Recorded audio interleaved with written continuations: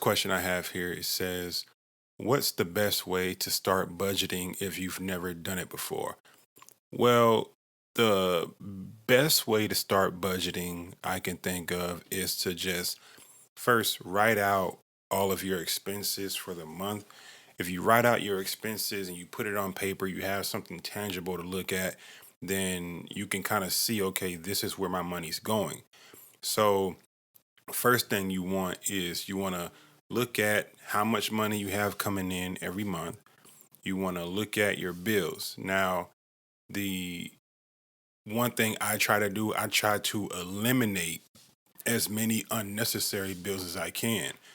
Um, and that may include, I mean, that looks different for everybody, but that may include decreasing some of these subscription plans you have. Like I know one of the things that I did, I went through all my streaming subscriptions like Netflix, Hulu, whatever, and I may have been paying for the premium, the top tier plan.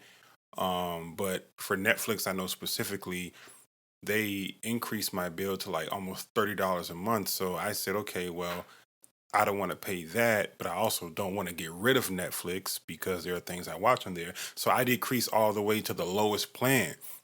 So my bill went from almost $30 a month to about $8 a month. So, doing little things like that because it may not seem like a lot, but if you go through all your bills and you see that there's any way that you can decrease what you're paying, even if it's just $10, $20 here and there, all that adds up. So over time, you'll notice you'll start having that extra money in your pockets because you're not paying for things you didn't necessarily need. On top of decreasing the bills, you also want to see if there's any way you can eliminate any bills. So if there are things that you can pay off early just to not have to keep giving them money every month, anything you can cancel completely. I know I use the Affirm service a lot when I buy things on like Amazon or Best Buy, whatever.